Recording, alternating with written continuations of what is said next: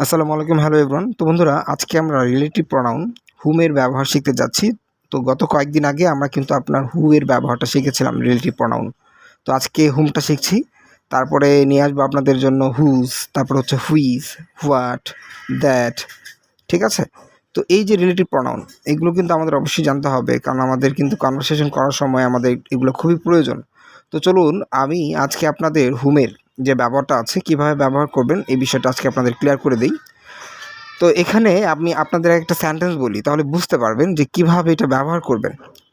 Suppose আমি বলছি যে দিস ইজ দ্য গার্ল, এই সেই মেয়ে, হুম, যাকে আই লাভ, আমি পছন্দ করি, হুম আই লাভ। তো এই যে মেয়ে, যাকে আমি ভালোবাসি, এখানে কিন্তু এই যে মেয়ে, এই মেয়েটা কিন্তু এই কাজটা করতেছে না। এই মেয়েটা হচ্ছে আপনার রিসিভার। ঠিক আছে? এটা কিন্তু আপনার ডুয়ার না। এখানে হচ্ছে এই মেয়েটার সাথে কোনো কিছু একটা ঘটছে, তখন কিন্তু আমরা এই হুমটাকে অ্যাডজাস্ট করব। আবারও বলছি, দিস ইজ দ্য গার্ল, এই সেই বালিকা, এই সেই মেয়ে, হুম, যাকে। যেমন আমরা জানি না যে আই লাভ ইউ, আমি তোমাকে ভালোবাসি, এখানে ইউ হচ্ছে আপনার অবজেক্ট, ঠিক তেমনি এখানে হুম হচ্ছে আপনার অবজেক্ট। এই মেয়েটার সাথে এই ঘটনাটা ঘটতেছে, এই মেয়েটা হচ্ছে আপনার রিসিভার। ঠিক আছে? এটা ডুয়ার না, মানে ওই কাজটা করতেছে না, মানে ওর সাথে কোনো না কোনো কাজ ঘটছে। আরেকটা আমি বলি, তাহলে বুঝতে পারবেন। আরেকটা সেন্টেন্স, যেমন my friend proposed a girl. হ্যাঁ, আমার বন্ধু ইয়েস্টারডে দিতে পারেন, my friend proposed a girl yesterday, অথবা ইয়েস্টারডে আগেও দিতে পারেন, yesterday my friend proposed a girl, গতকাল আমার বন্ধু একটা মেয়েকে কী করেছিল, প্রস্তাব করেছিল, হুম, যাকে আই লাইক, আমি পছন্দ করি।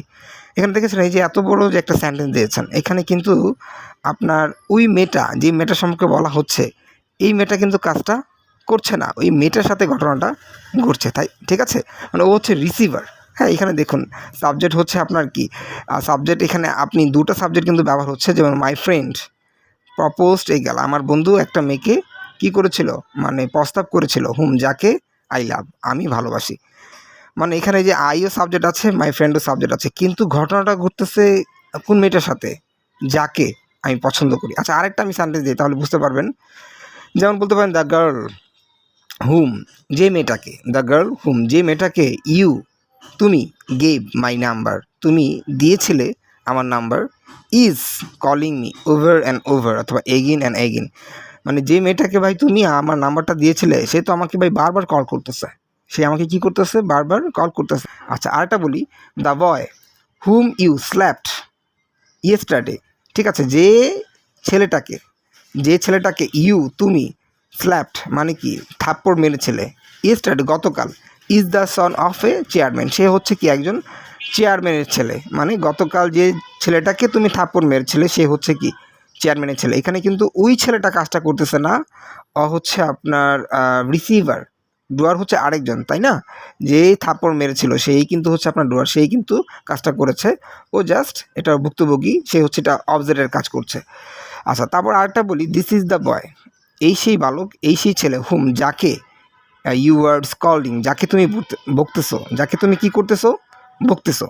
আরেকটা দেখি, দিস ইজ দ্য গার্ল, এই সেই বালিকা, এই সেই মেয়ে, হুম, যাকে হি ইজ ট্রাইং টু ক্যাজল, যাকে সে পটাতে চেষ্টা করতেছে, যাকে সে কি করতেছে, পটাতে চেষ্টা করতেছে। আবার বলছি, দিস ইজ দ্য গার্ল, এই সেই বালিকা, এই সেই মেয়ে, হুম, যাকে হি ইজ ট্রাইং টু ক্যাজল, যাকে সে পটাতে চেষ্টা করছে, মানে পটানোর জন্য ট্রাই করছে। এখানে ওই মেয়েটার সাথে ঘটনাটা ঘটছে, কিন্তু ওই মেয়েটা কিন্তু কাজটা করতেছে না, এটা হচ্ছে রিসিভার, ডুয়ারটাকে হি, ওটা হচ্ছে সাবজেক্ট। এটা হচ্ছে একটা ক্লোজ, আপনি বলতে পারেন অনেক সময়। ঠিক আছে? তারপর বলতে পারেন যে আই লাভ রিতা, আমি পছন্দ করি বা ভালোবাসি রিতাকে, হুম, যাকে ইউ হেট, যাকে তুমি ঘৃণা করো। তারপর বলতে পারেন যে আই মেট রাহুল, আমি রাহুলের সাথে সাক্ষাৎ করেছিলাম, হুম, যাকে তুমি ইনভাইটেড, যাকে তুমি আমন্ত্রণ করেছিলে। ঠিক আছে? তো দেখেছেন কত সুন্দর করে কিন্তু আমরা বানাচ্ছি। তারপর বলতে পারেন দিস ইজ দ্য গার্ল, এই সেই মেয়ে, উইথ হুম দিতে পারেন, অথবা হুম, দুটার সেন্সই আপনার যাকেই বোঝায়। This is the girl with whom অথবা whom I want to meet, এই সেই মেয়ে যার সাথে আমি সাক্ষাৎ করতে চাই। This is the girl whom I want to meet, এই সেই মেয়ে যার সাথে আমি সাক্ষাৎ করতে চাই। তারপর লাস্ট একটা উদাহরণ দিয়ে দিচ্ছি, দিস ইজ দ্য ম্যান, এই সেই মানুষ, হুম, যাকে we so in the park, যাকে আমরা কি পার্কের মধ্যে দেখেছিলাম ইয়েস্টারডে, গতকাল। তো বন্ধুরা, আশা করছি হুমের ব্যবহারটা বুঝতে পেরেছেন, রিলেটিভ প্রোনাউন। তো আজকে থেকে এই ধরনের সেন্টেন্সগুলো আপনারা বানাতে থাকুন এবং চর্চা করতে থাকুন। তো thanks for watching and see you later. আসসালামু আলাইকুম।